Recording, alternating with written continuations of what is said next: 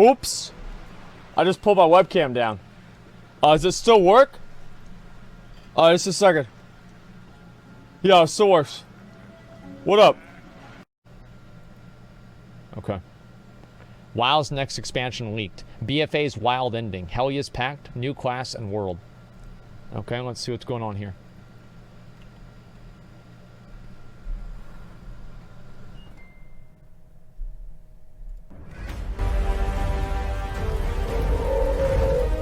Hey everyone, and welcome back to another Warcraft video. Today we are looking at what I believe is the most credible expansion leak that we've seen thus far. On 4chan. Not only does the plot make sense given what Blizzard have established, but graphically this leak actually does hold up. We're going to hear not only what will happen in patch 8.3, but also what the next expansion will be. The core themes, the characters, and the setting. And just to interrupt myself in the edit, after we recorded this video, Blizzard released the 2019 BlizzCon poster. Now here's the deal. The guy in the middle right there, that's for Diablo 4. Like, it's obviously for fucking Diablo 4. Everybody knows it. BlizzCon poster has featured a major World of Warcraft character that's been a driving force in the expansion they're about to announce. Last time it was Jaina, this time it's Sylvanas. And that given actually this is leak, a good point. Sylvanas makes complete sense. Supposedly anyway, while this does have a lot going for it, it could always just be a masterful fake. But regardless, we're going to delve deep into the Shadowlands lore, so there's going to be something here for everyone. And in a way, we dabble into the Shadowlands every day. We browse the internet, and if you're not careful, a vengeful spirit might just nab your password. And that's why you need protection. NordVPN.com/Bellular Gaming have been my VPN choice for years, and they've joined us to sponsor this video. A VPN or virtual private network takes all the data that goes out of your computer and redirects it through a server of your choosing. Right? Well, with Nord's 5,000 plus servers and industry-leading encryption, you'll be anonymous and you'll appear as being from whatever location you want. And you've even got features like Onion and Double VPN, bypass regional restrictions on apps, or even bypass China's Great Firewall. Plus, Nord are a Panama-registered company, so your government can't get through them to breach your privacy. He's really good at selling out. He is really good at selling out, guys. Let's be honest. With a tool like Wireshark, and you could get pwned. Their app and browser extension are super easy to use, and you can get 75% off a 3-year subscription at NordVPN.com/Bellular Gaming. That's less than the price of a monthly coffee, plus you get a free month and a 30-day money-back guarantee. First, with any leak, we need to talk about veracity. Now, it is of course impossible to say this is 100% real, but we can do a deep dive into the image. Our full team looked over this, including our graphics guy, John, who has commissions open, by the way, who did a lot of the legwork in analyzing this image. What did we find? Well, the downscaling and the color correction are essentially an exact match of what Blizzard have done for previous in-game cinematics. I think that much is clear at a glance. This absolutely does look like a real in-game WoW cinematic. The next thing we notice is the models being used. There are lots of new and repurposed ones here with those very cool ships, main characters, and Battle for Azeroth soldiers. Wait, so this is the leaked picture right here? Holy fuck, dude, like, this has got to be fucking real, man. This has got to be fucking, oh yeah, 100% this has got to be real. So that's pretty noteworthy. Then next, we've got the water. It looks exactly like the Blizzard in-game cinematic water that we've seen in the past. Then the refraction effects and the subsurface scattering, they're clearly beyond what the average 4chan fake leaker is going to be pulling off. Then also, the vignette used here is exactly the same as in Blizzard's Dark Shore cinematic. Holy shit. Overall, the assets here, they look legit. The water seems to be the same water shader that Blizzard use. The effects on top of the water look really top-notch. In short, this looks like a real Blizzard cinematic, meaning that we're either dealing with an incredible quality leak or an actual screenshot from a work-in-progress Blizzard cinematic. And unlike 1 second here, guys. Where do I go for this quest here? The Dragon's Eye. Search the world for a being capable of restoring the power of the fragments of the eye. Who's the being? Where do I go to? Where do I go? Winter Spring? Okay, let's go over to Winter Spring. A Winter Spring dragon. Okay, let's go. I'll fly over to Gadgets Inn, and we'll just go from there. Okay, I'm on my way. many other leaks, this isn't just I'll fly a over there. grainy, low-res phone image masking a clear fake. This is a high-res image with nothing to hide. Now, for context, the leaker also claims that the Shadowlands map from a while back is also real and is actually a 1 to 2 year old mock-up from a presentation, one that's supposedly quite similar to the final design of the Shadowlands. And one interesting tidbit is that there's an area called the Silverian Highlands. Now, this is a tie-in with Silverian Dreamer store mount, though the leak could be tailored to include the store mount. But still, if this is real, it would line up. Blizzard had the Draenei and Orc racial flying mounts be in the in-game store before Warlords of Draenor. The Heart of Aspects was actually a reskin Missa Pandaria Cloud Serpent. Also, the Vulpine Familiar is in the same art style as the Silverian Dreamer, and that's a style that does not match up with anywhere in the game currently. Plus, those mounts have completely non-descriptive store mount descriptions, which further suggests they are based on an area from the next expansion. And yeah, that might sound a little bit scummy, but hey, they've done it before, especially with the Fey Dragon. So, now that we've... That's the motherfucker. I'm so mad about that, dude. Fuck God, Blizzard, dude. Alright, listen. Here's what they shouldn't have fucking... it makes me so mad. Like, in fucking BFA... In BFA, they're adding these mounts. They're like, oh yeah, these are cool new mounts. Wow, look at that, so special, right? They're gonna be for the next goddamn expansion. And then in Missa Pandaria, they're adding the fucking mounts for WoD into the goddamn store. And that way people don't, because like if they added them in during WoD, people would be like, why are you putting in fucking game content for WoD in the store? But they do it beforehand, so nobody fucking knows.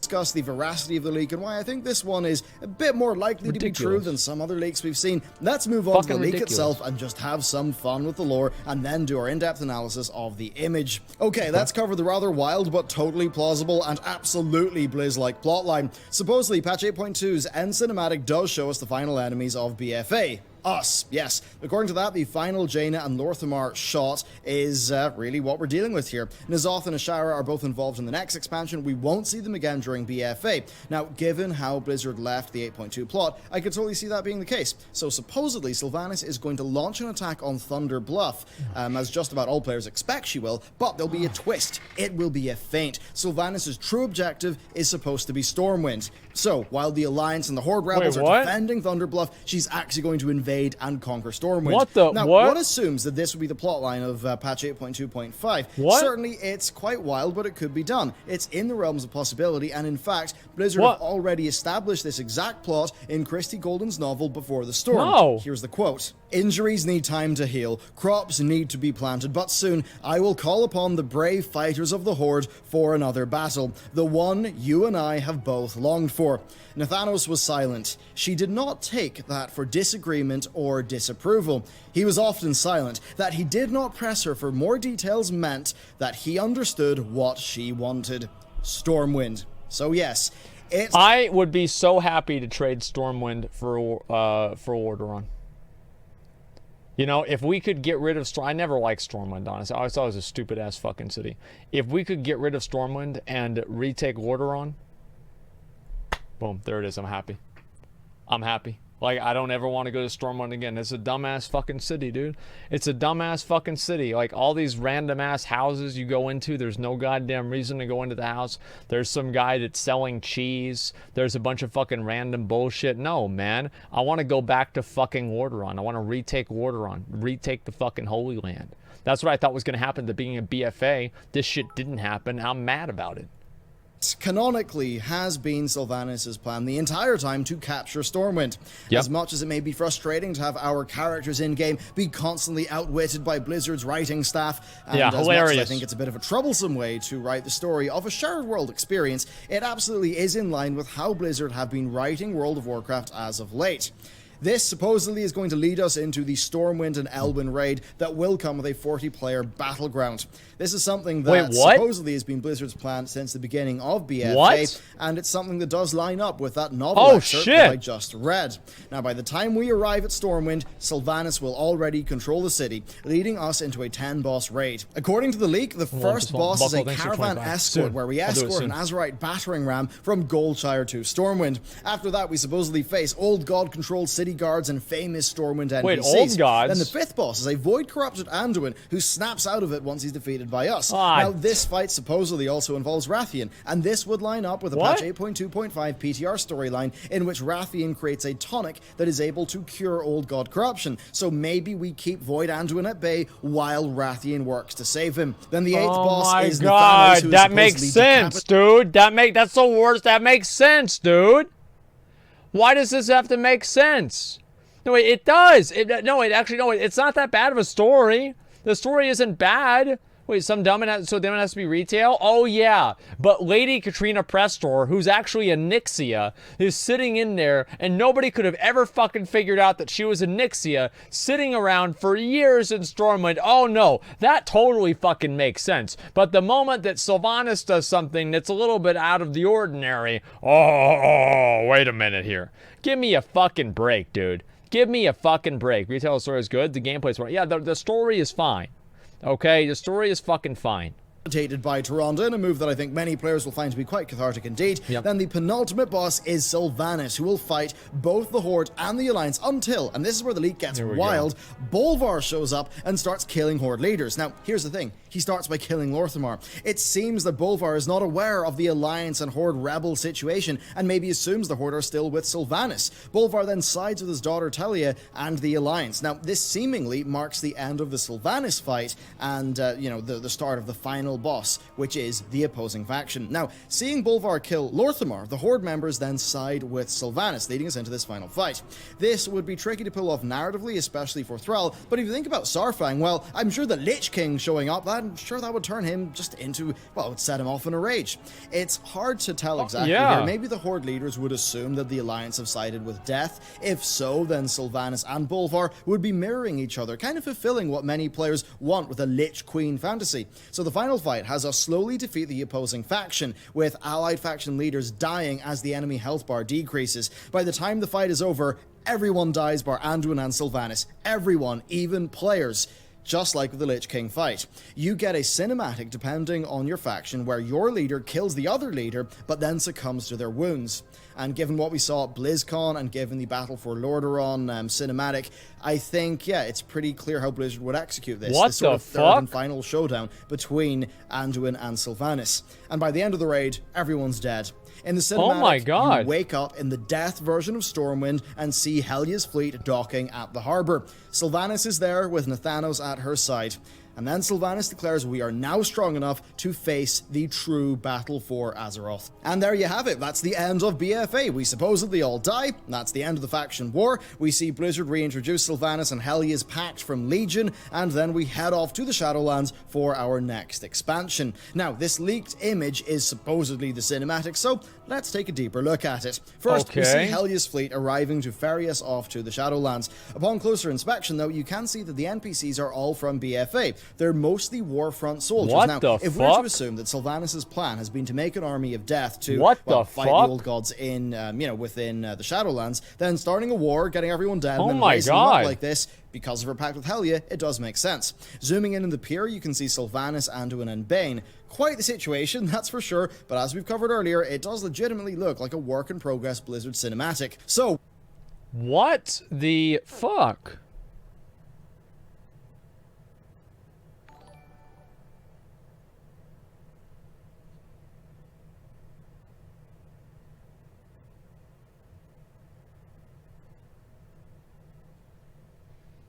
If they have the balls to do this, I will be impressed. If they actually have the balls to do this, I don't know if they do. I'm gonna be honest. I don't know if they do. This is actually really good. Straight up, like if they have the balls to do this, like this is really good. Like I don't know about having the Alliance and the Horde come together or like work together or anything like that, but I think that we'll have to find out. We're gonna die like in game? Yeah, this is fucking awesome.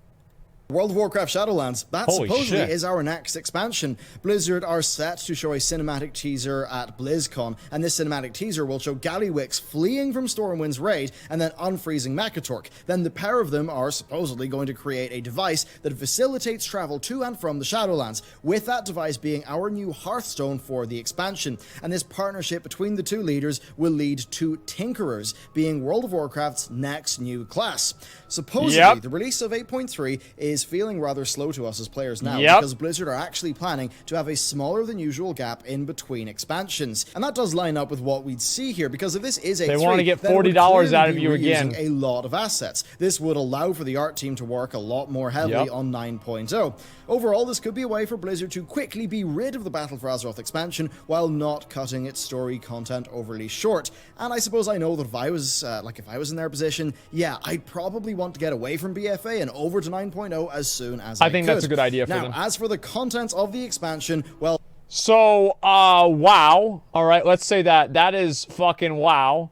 I don't know. I mean, so if this expansion came out and they did this, would I be happy? The answer is yes. I would be very happy.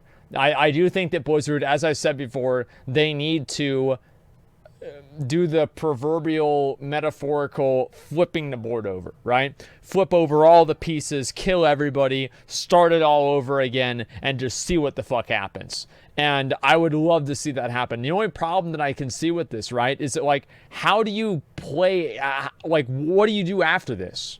Right, after you Shadowlands, like, what do you do after Shadowlands? And, like, I don't know. I mean, the way that I look at it, too, though, is that I would have never expected this ending. I'll be honest. I would have never expected it. A million years, I would have never expected it.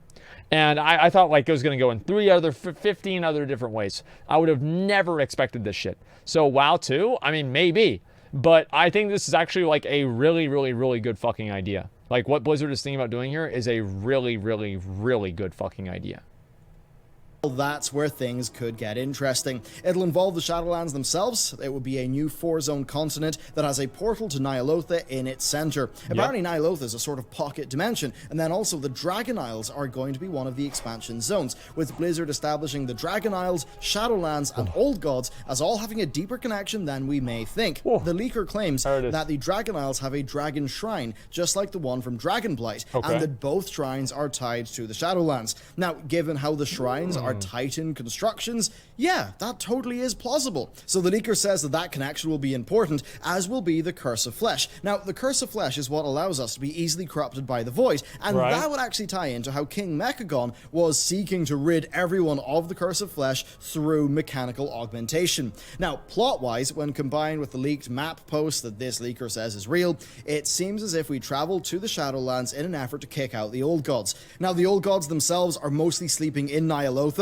I'm assuming that means that, you know, N'Zoth is active, but the other ones are in Ny'alotha. So our goal in the expansion is to secure the Shadowlands, defeat them, and prevent the rise of the Black Empire. It turns out that Sylvanas this whole time has been working for Helya, knowing that the planet was at stake, and the Alliance have also been technically helping out too, with Elun's Night Warrior victims actually entering the Shadowlands, and Bolvar ferrying us there too. As for Bomsamdi, well, it turns out that his boss is actually Hakar the Soul Flayer, who has stripped Muzala of his corporeal form. That's something that actually would work with established lore, as I've covered in this video. And also do note that Odin can see into the Shadowlands because of his eye pact, so there's another Titan connection there. So how do you guys feel about that with Sylvanas? That she was actually trying to help us out all along? Like, what do you guys think about that? Is that like, oh yeah, I like that, I don't like that? I don't know. To me, it seems it's a little scuffed, but I think it's good. The only thing, this is just like a personal opinion, I don't like it whenever the player is tricked. You know, the person reading the story, who's part of the story, is tricked. And I don't know. I just don't think that's like a good. Just doesn't really feel good. But if that's what it takes to change the game in like a big way, I'll say like that's really boring. Well, yeah, because it's like you never really, nothing you do ever really has any significance or permanence, because there's always some sort of other thing that you're working towards. Like if Sylvanas is doing this, like I guess it's okay, but there is a little bit of annoyance there. But overall, I'm happy about it.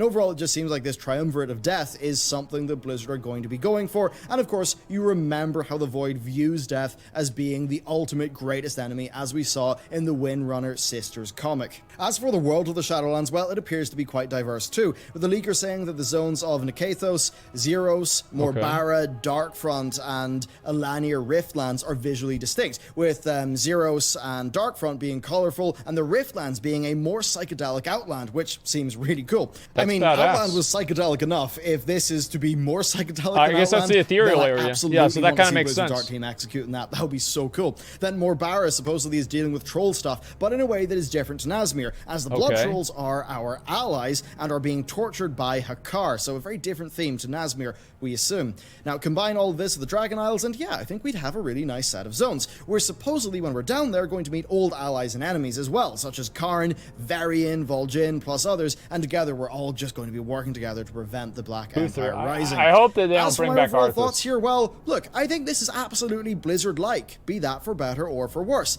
I am tired of us being led around by galaxy brain, five-head NPCs with shocking plans to be revealed. I think it feels cheap, but as an expansion of content, I think that actually sounds quite great. Having a portal to Ny'alotha be the centerpiece of this new continent too would be really cool, really stark. A bit like how Kulturas has so much scale because Borealis is its centerpiece, and a bit like how Icecrown Citadel loomed over Northrend through the duration of that expansion. That's a giant-ass citadel, that's why. That'd be a really stark bit of world building. That'd be really cool. Then those new zones honestly sound great from these leaked descriptions. Looking through the leaked map as well, we've got things like the Black Forest being there, and that would match up with existing lore potentially in a way that would be really interesting. Seeing the Shadowlands just, I guess, get the Emerald Dream treatment, like actually having it be turned into a real place rather than just a screen filter, that would be really cool, especially if Blizzard do take it in that more interesting visual direction as they seem to be doing with the Riftlands. Then plot-wise, well, we just have to see how they use the reintroduced characters. I think they risk undermining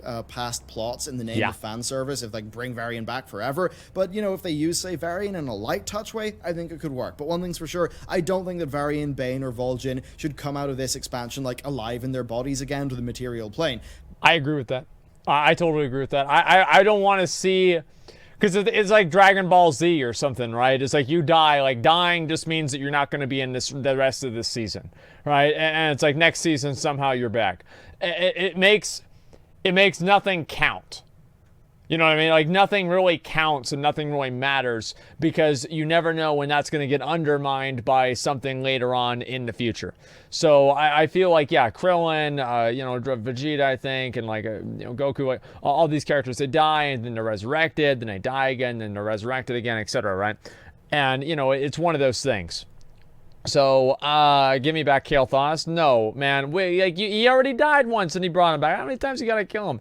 Like, give me a fucking break, dude. Kenny from South Park. Yeah, it's Kenny from South Park. Whenever Kenny dies, nobody cares. Death does have to matter in a game, in my opinion, in story. Unless the story is built around it not mattering.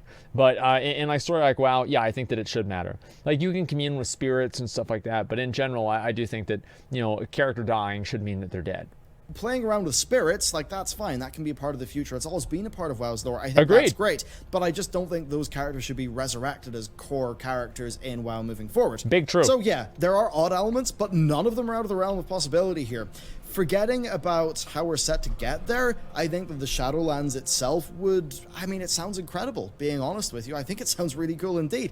I'd be totally down for that. The way that the zones are described in these leaks, I think that would be pretty neat. And the lore is a bit wonky, but there are enough ways where it ties into what Blizzard have established so far. There's some ways that there's mirroring themes and all of that mean that it could actually work.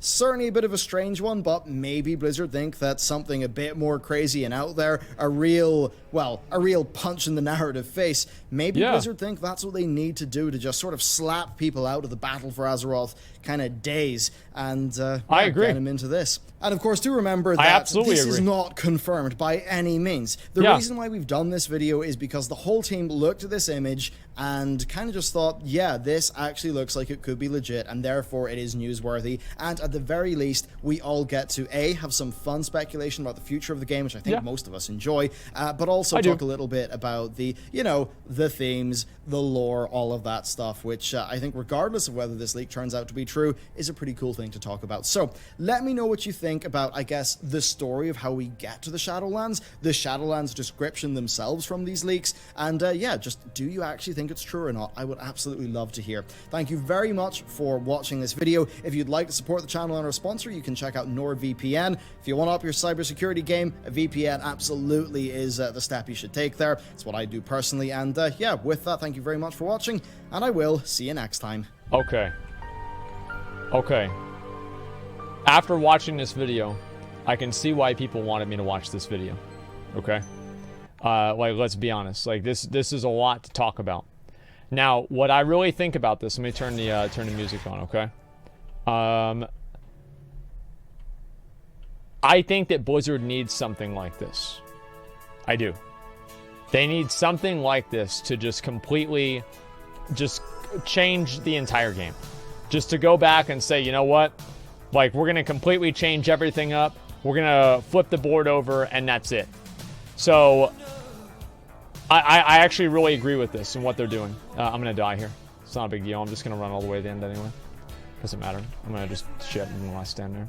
Okay, let me run back. Let's see. So true. Yeah, I mean, so like Cataclysm or Mop did? Yeah, basically. Exactly like that. Look at the picture of Stormwind Socks and Ironforge camps and barricades. It's fake, dude.